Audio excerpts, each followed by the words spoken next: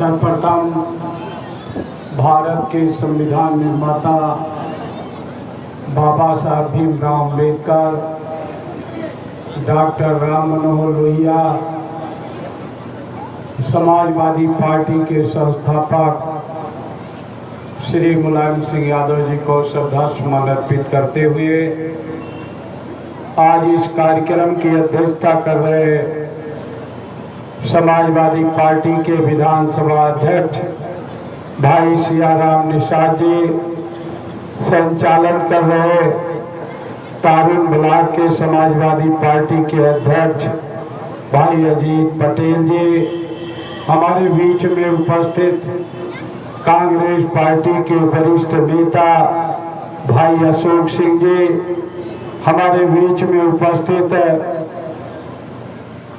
विधान परिषद के पूर्व सदस्य भाई तिलक राम वर्मा जी, कृपा राम वर्मा जी, धर्मवीर वर्मा जी, राम तेज वर्मा जी, राम नवल वर्मा जी जो जिला पंचायत के पूर्व सदस्य हैं, वर्तमान जिला पंचायत के सदस्य भाई राम स्वरूप फैजाबादी जी जो अपने सांस्कृतिक कार्यक्रम के द्वारा आपको संदेश देने का काम कर रहे हैं, राकेश कुमार गौड़ जी, अशोक कुमार वर्मा जी, रामचल निषाद जी पूर्व प्रधान, डॉक्टर आशाराम वर्मा जी, मनसाराम वर्मा जी पूर्व प्रधान, अरुण कुमार यादव जी, शिवशंकर यादव जी पूर्व प्रधान, राम प्रकाश निषाद जी, विपिन कुमार वर्मा जी और हमारे सम्मानित नेता भाई सुरेंद्र बागी जी,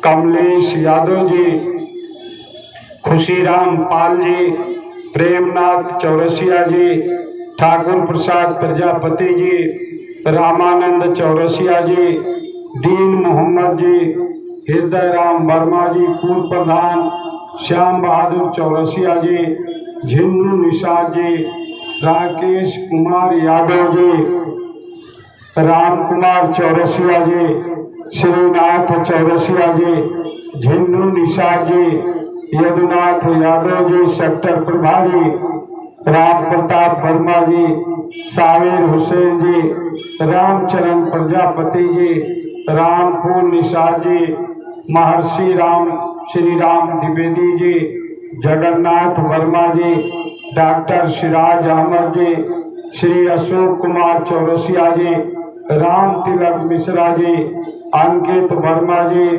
विनोद वर्मा जी, सुधीर कुमार वर्मा जी, गंगा राम प्रधान जी, राम अवतार निषाद जी, कृष्णजीत यादव जी पूर्व प्रधान, राम सूरज चौरसिया जी सहित सभी सम्मानित इस कार्यक्रम में उपस्थित पिता कुल बुजुर्गों, भाइयों और बड़ी तादाद में यहाँ पर आई हुई माता और बहनों, सबसे पहले मैं आप सभी लोगों का कि आप लोगों ने बड़ी तादाद में यहाँ पर इकट्ठा होकर जो हमारा सम्मान बढ़ाने का काम किया, उसके लिए आप सभी लोगों का हृदय से स्वागत करता हूँ, अभिनंदन करता हूँ, वंदन करता हूँ।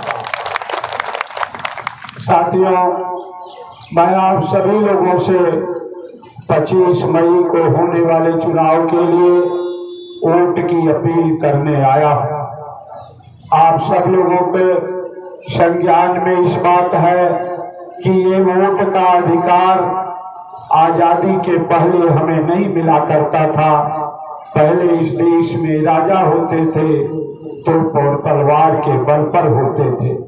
अंग्रेजों ने भी उन्हीं राजाओं पर तोप और तलवार के बल पर लड़ाई लड़कर कब्जा करके इस देश को अपने अधीन करने का काम किया था।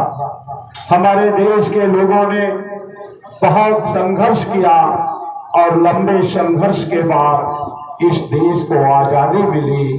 आजादी के बाद हमारे देश के लोगों ने फैसला किया कि अब हमारे देश में कोई राजा नहीं होगा।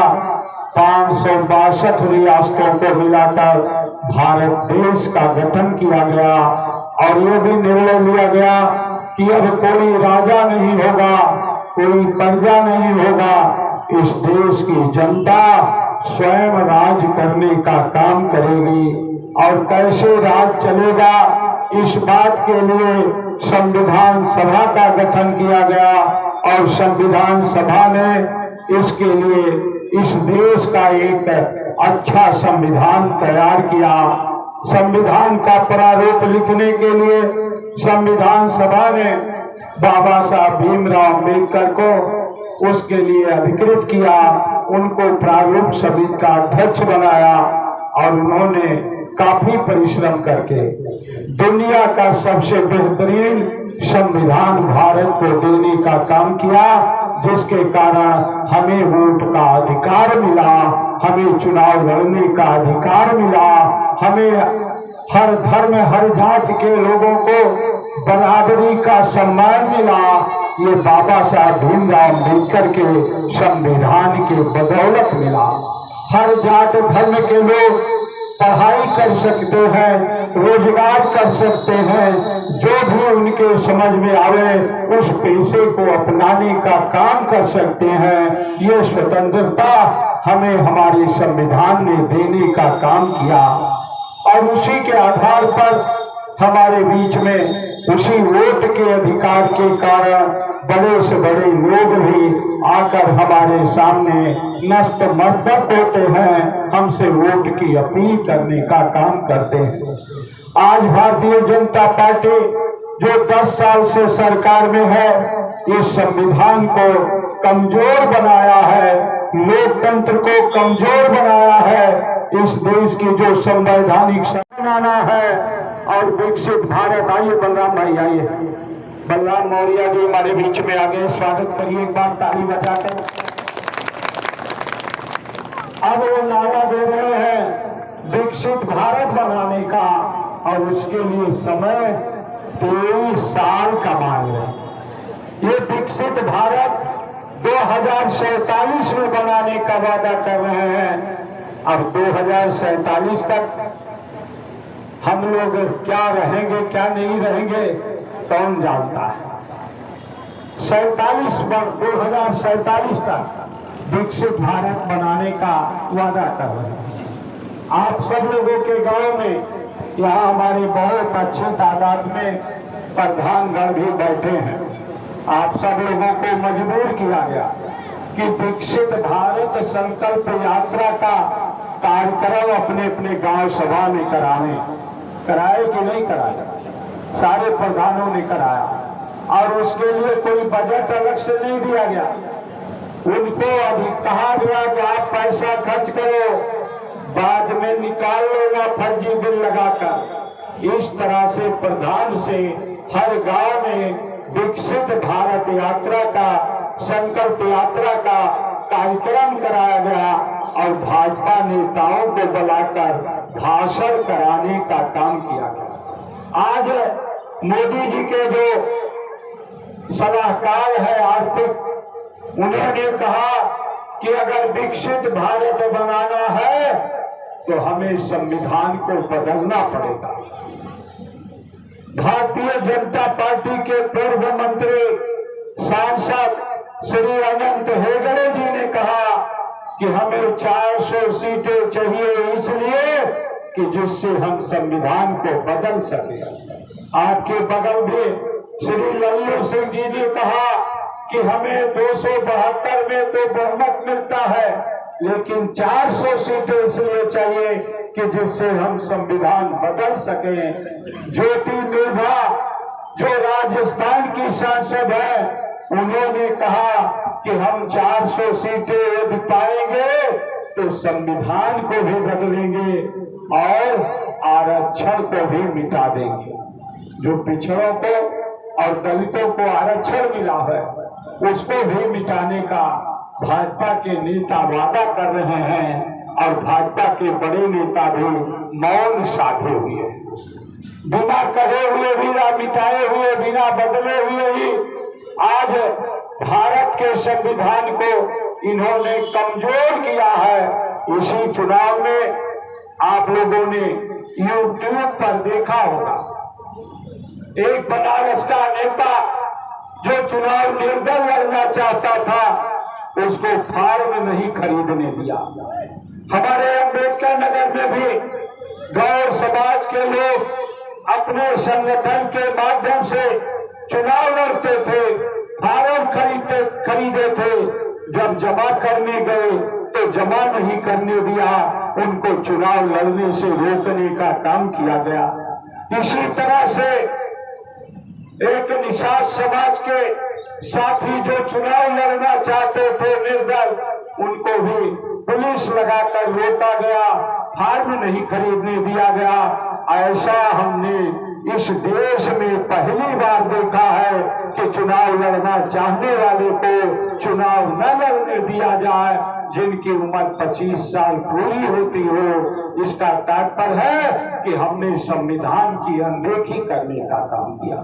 आज जंगल राज चल रहा है इस देश में। इसलिए साथियों, आज भाजपा फिर से संविधान को बदलना चाहती है। संविधान बदलकर आपके वोट के अधिकार को छीनना चाहती है, आपके आरक्षण को छीनना चाहती है। इसलिए मैं आप सब लोगों से कहना चाहता हूं कि इस बार का चुनाव केवल एमपी बनाने का नहीं है, केवल सरकार बनाने का नहीं है। इस बार का चुनाव इस देश का संविधान बचाने का चुनाव है।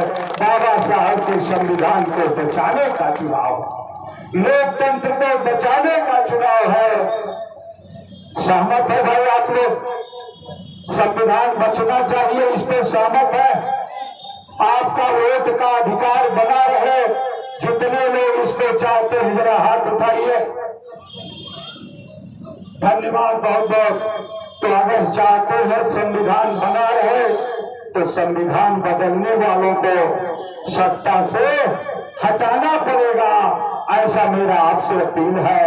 और अगर हटाना चाहते हैं तो 25 तारीख को आपके पास केवल एक विकल्प है कि भारतीय जनता पार्टी को अगर इस देश में और प्रदेश में कोई चुनौती देकर उनको हराने की ताकत रखता है तो वो ताकत है इंडिया गठबंधन को और समाजवादी पार्टी को।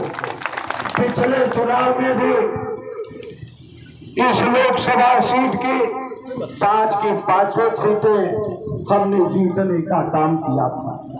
आप सब लोगों ने जिताने का काम किया था, बड़े उमंग से जिताया था। लेकिन उसमें से 2 लोग की अंतरात्मा जाग गई और उस अंतरात्मा जागकर आज वो कह रहे हैं कि हम भगवान को जो लाया है उसको लाए। अब भगवान इंसान को लाया है कि इंसान भगवान को लाया, ये फैसला आप पर बताइए भाई। भगवान ने इंसान बनाया कि इंसान ने भगवान को बनाया? तो जब भगवान ने इंसान को बनाया है तो उस भगवान को लाने वाले लोग जो अपने को कहते हैं वो अहंकारी है कि नहीं है? वो अहंकारी है और सत्ता के मद में चूर है। ऐसे अहंकारियों को आपको सत्ता से हटाने का काम करना है। वो रावण से भी ज्यादा सत्ता के मद में चूर है। ऐसे लोगों को जमीन दोज करना आपकी जिम्मेदारी बनती है, सत्ता से हटाने की आपकी जिम्मेदारी बनती है। ये मेरा निवेदन। इसलिए साथियों, आप सब लोगों से मैं निवेदन करना चाहता कि आज आप सब लोगों को एकजुट होकर 25 तारीख को जिस तरह से हमारे देश के लोगों ने जब अंग्रेजों से लड़ाई लड़ रहे थे, महात्मा गांधी जी के नेतृत्व में नारा दिया था कि अंग्रेजों भारत छोड़ो का, तो हर जात धर्म के लोगों ने इकट्ठा होकर संघर्ष किया और वो अंग्रेज जिसके राज में सूर्यास्त नहीं होता था उसको भारत छोड़कर जाना पड़ा था।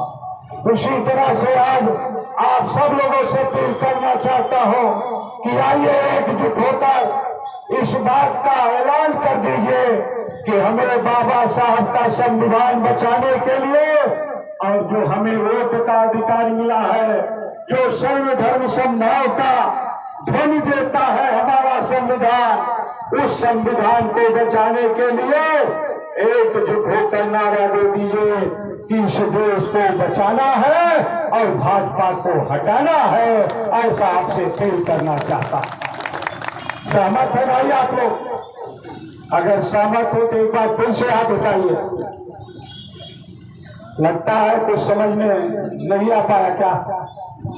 तो निश्चित रूप से आप सब लोगों से ही अपील करते हुए, जहां तक इंडिया गठबंधन का सवाल है, श्री मोदी जी ने 10 साल में अडानी को 400 नंबर से उठाकर दुनिया का दूसरे नंबर का अमीर बना दिया। 26 उद्योगपतियों का 16 लाख करोड़ का कर्जा माफ कर दिया, लेकिन किसान का कर्जा माफ करने का काम नहीं किया। किसान के खाद का दाम घटाने की जगह पर बढ़ा दिया। जो पहले 600-700 रुपए में था डीएपी एनपीके खाद, वो 1400 पहुंच गया। डीजल का दाम बढ़कर 54 रुपया से 91 रुपया पहुंच गया। गैस सिलेंडर का दाम 390 रुपये से बढ़कर आज लगभग 1000 रुपया पहुंच गया। उसको रोकने का काम नहीं कर पाए। ऐसी स्थिति में उन्होंने हमारे आपके लिए कोई काम नहीं किया। नौकरी देने की जगह पर हर वर्ष एग्जाम होता है, पेपर लीक आउट हो जाता है, हमारा नौजवान ठगा का ठगा रह जाता है। इसलिए आप सभी लोगों से अपील है कि इंडिया गठबंधन ने कहा है कि हमारी सरकार बनेगी तो किसानों का संपूर्ण कर्जा माफ किया जाएगा। किसान को सम्मान निधि, जो 2.5 एकड़ से नीचे के किसान हैं, भूमिहीन हैं, उनको हर महीने 5000 रुपया पेंशन देने का काम किया जाएगा। महिलाओं को 1 लाख रुपया साल में मानदेय देने का काम किया जाएगा और बेरोजगार प्रशिक्षित नौजवानों को जब तक रोजगार नहीं मिल जाता, साल में 1 लाख रुपया बेरोजगारी भत्ता देने का काम किया जाएगा।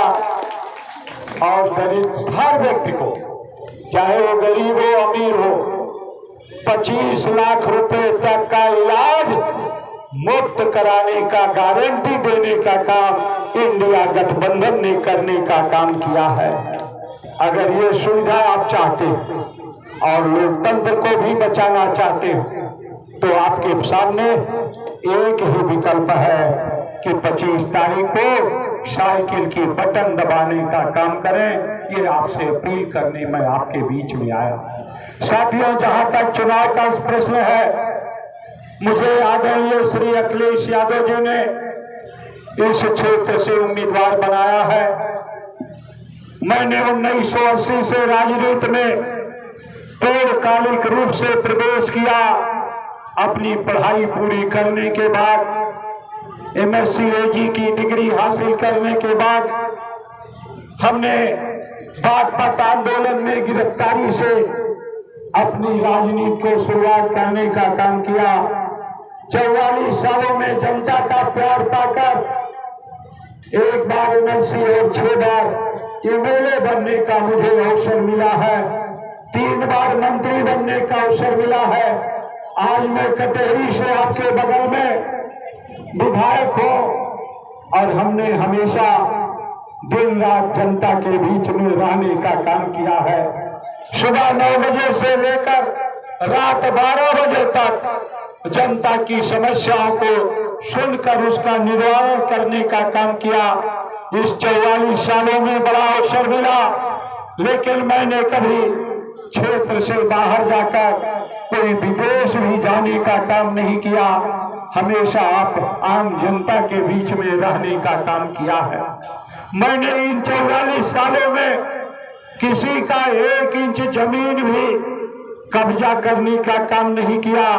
किसी को सताया नहीं, किसी को प्रताड़ित नहीं किया, लेकिन किसी भी बाहुबली के सामने मैंने झुकने का भी काम नहीं किया है, डट कर मुकाबला करने का काम किया है।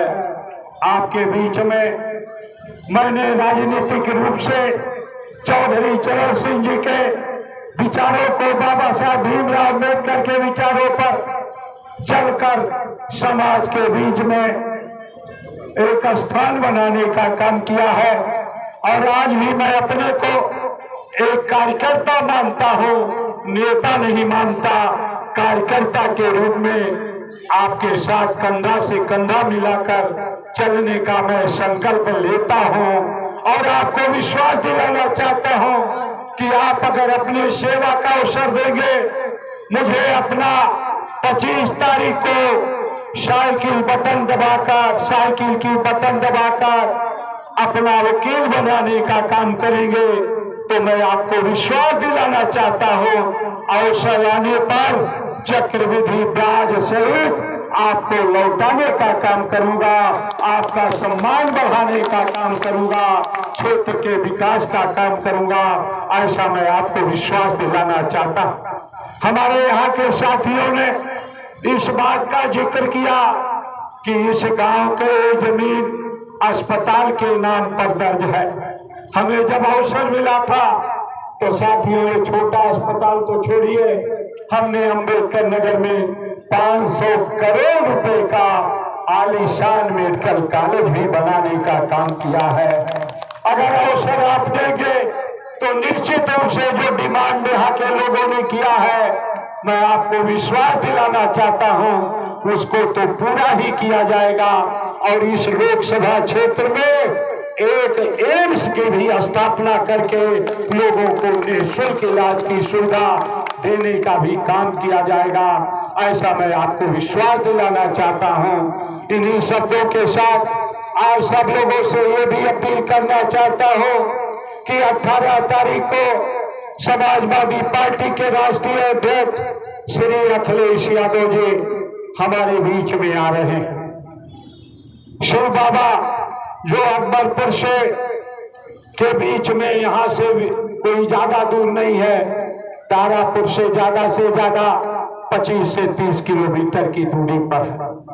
उस शिव बाबा पर आदरणीय श्री अखिलेश यादव जी पूर्व मुख्यमंत्री 18 तारीख को 1 बजे आ रहे हैं हमारे लिए वोट की अपील करने। मैं आप सभी लोगों से निवेदन करना चाहता हूं कि जितनी संख्या में आप यहाँ इकट्ठा हुए हैं, उससे ज्यादा संख्या में आप चलकर शिव बाबा का दर्शन भी करिए और आदरणीय श्री अखिलेश यादव जी के विचारों को सुनकर और 25 तारीख को साइकिल के बटन दबाकर अपने मत का इजहार भी करने का काम करिए। ऐसा आपसे अपील करते हुए आप सभी लोगों का हृदय से स्वागत वंदन करते हुए पुनः आप सब लोगों का आभार व्यक्त करते हुए अपनी बात को विराम देता हूं। धन्यवाद। जय भीम, जय भारत, जय समाजवादी पार्टी।